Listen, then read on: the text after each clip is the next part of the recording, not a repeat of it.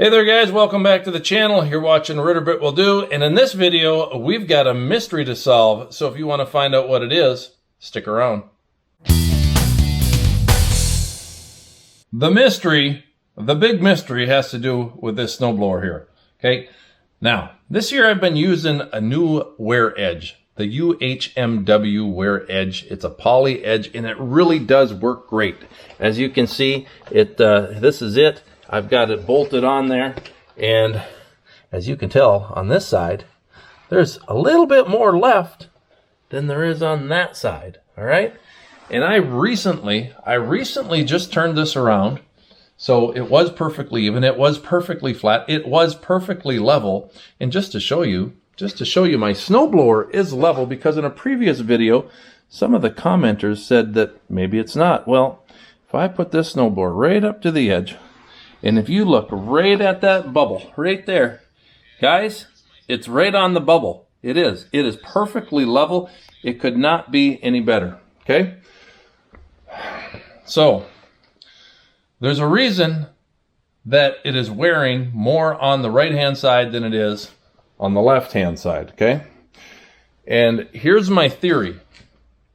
I think this theory is right. It's the only theory I can think of that makes sense. And the theory is because of this impeller turning this direction. Okay, if we're looking at the snowblower, it turns clockwise, right? Turns this direction.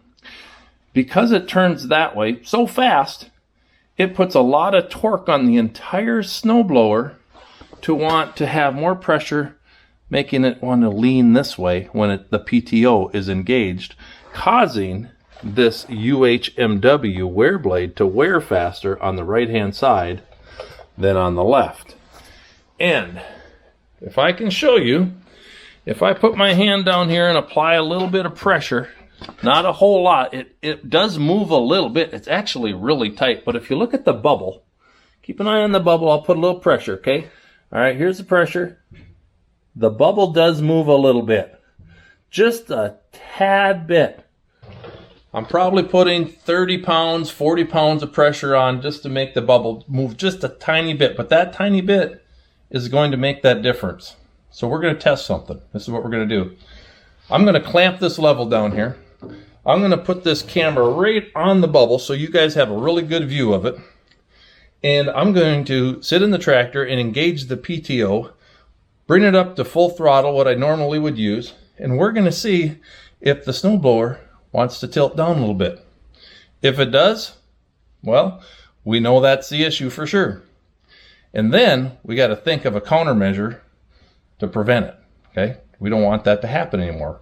We have to find a counterweight. See what I'm saying? Countermeasure to prevent that from happening. If you're not excited yet, you will be, so stick around. Let's see what happens. Okay, we're going to engage it now. We're at 2,000 RPMs. I'm going to bring it up. And I can physically see the snowblower start to wobble a little bit at about 2,400. And there's 2,500, and it's starting to wobble a little bit more. 26, 27, 28, 29. Definitely doing a lot of wobble when it's up in the air, which I can feel when I'm blowing snow. There's 3,000. Okay, here's 31, 32, and 3,300 is about where I normally set it. Now I can see that snowblower moving back and forth, and it's probably hard to tell on the level, but what we got to work with. I'm going to bring it up a little bit more, see if we can get that bubble to move. Okay, this is about as fast as I would ever go with the snowblower. So you guys tell me what you think. Now we're going to bring this back down a little, down to 3,000, 2,500.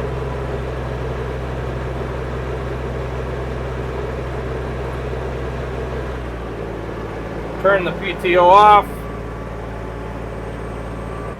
Now I don't know if that video footage is going to show anything.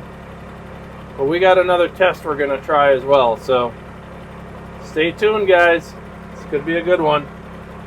Okay, so I was just reviewing the footage, but I was watching the viewfinder, the view thing on the camera, which doesn't really do it justice because I can't blow it up, I can't zoom in. So you're going to have to tell me what your thoughts are once we're all edited and everything's said and done. Just so you're aware, just so everyone knows, yes, the snowblower is off the ground. Okay, it's only off the ground by about 1.5 inches or so, but it is off the ground. It's not touching. So I don't know if you noticed that or not, but I just thought I'd point that out. The next test I have involves a bathroom scale. So, and yes, that was also a suggestion in the comments. So we're gonna, I love the commenters. The commenters always have the best ideas, right? They really do. And we learn from each other, okay? Unshared information is knowledge unknown. So I'm glad somebody shared that with me, and now I know we're gonna test it out, so stick around. All right, guys, here's what we got going on. I found a nice piece of little 1-inch cedar and next to a 2x4, and this is on top of the scale, and this is like perfectly flush, okay? It just happened to work just right, so really lucked out there. I didn't have to modify or make any wedges or shims or anything like that. It just happens to work just right. So that's what we're going to use for a measuring device. We're going to stick the 2x4 on the left-hand side of the tractor, over here, underneath that skid shoe, just perfectly centered. Okay, and then we're going to put the scale over here on the right-hand side. Move that over there. And I'm expecting this to work. Now, I don't know if this scale is going to be the ticket for this to work or not, because let me tell you something. I'm on this vegetarian diet at night, right? I eat nothing but cheese and chips and salsa. Vegetarian. And I tell you, you'd think you would lose weight, but this scale, I'm not too sure the scale is right because it keeps telling me that I keep gaining weight. So, I don't know if you can trust the scale, guys, but I'm just saying. I don't really like it. All right. I'm going to open the garage door again, allow a little ventilation, and we'll get this thing started as best we can. Hopefully this scale will work. It's one of those digital ones where you got to press weight on it, and then, I don't know, we'll figure this out. Let's see if yeah, there we go. Step on it. And is this going to weigh anything? No, not really. Not enough to make a difference. Okay, so I'm going to expect this thing to be up into the 20-pound range. We're going to find out together. Stick around. It's getting exciting, right? I can hardly wait. Normal. Okay, again, about 87 pounds. Back and float. I'm just going to take a couple measurements. There we go at 87 again. 87 and a half. Yeah. So about 88. 88 is our control, our start weight. I'm going to engage the PTO. Okay, I'm going to tap the scale, bring it all the way up. And 92, 93. I think it's bouncing back and forth from 92, 93. Alright, bring it back down, disengage the PTO, bring it all the way back to idle.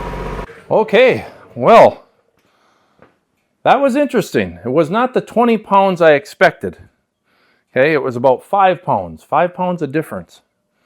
Which you wouldn't think that just 5 pounds would make that much of a difference with the cutting edge, but apparently it does. Because it's the only theory I've got, unless you guys have a different theory of why that cutting edge is wearing more on this side of the tractor than it is on this side, okay? 5 pounds. 5 pounds makes all the difference. All right, we'll get back to closing thoughts here in a second. Stay tuned.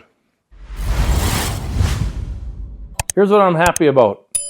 After some careful thought and consideration, here's what I'm really happy about. We have solved the theory that the torque from the impeller does actually make a difference. It doesn't seem like much. 5 pounds doesn't seem like much weight that's getting pushed down on this side to make that wear edge wear faster. However, what you do have to consider, that 5 pounds is coming from somewhere, and you have to think that it's coming from this edge. So 5 pounds less on this edge and 5 pounds more on that, you know, I'm pretty good at math, and I think 5 plus 5 is 10. So now we have an extra 10 pounds of weight difference going on this. And over the course of a time, let's say 10 to 20 hours on the snowblower, you're going to start to see that wear more. So what I'm going to probably do to see if I can solve this problem is I'm going to add some weight on this side. I'm probably going to add 10 to 20 pounds, okay? And if I add 20 pounds, right, 10 pounds should even it out. 20 pounds should make this side start to wear more, all right? And I'm probably going to try that and see what happens. And if it does, great. Then I'll lessen the weight to 10 pounds and we'll be up and running, and we're going to solve this theory, right? There's not a lot of winter left for me to solve this problem, this scientific experiment this season. I don't know if there's going to be enough winter left. It's probably not going to snow that much more, but it might. Who knows? But I know it'll snow again next winter. At least I hope it does. We have had a few winters without any snow, and it was really, really weird. So anyway, there's going to be some more scientific experiments coming up in the future on the channel. Guys, I hope you like this one. I hope you got a kick out of it. I know it's not the world's biggest problem, but it's kind of interesting, to say the least. I hope you think it's interesting enough to give us a like on the channel. I'd appreciate that. And hope you're all doing well. Remember, we got that Facebook group you can check out at A Ritter Bit Will Do. And until next time, everybody, keep on tractoring, and God bless. This time, I'm not going to forget my light so it doesn't have to go through the snowblower again. I'm getting smarter.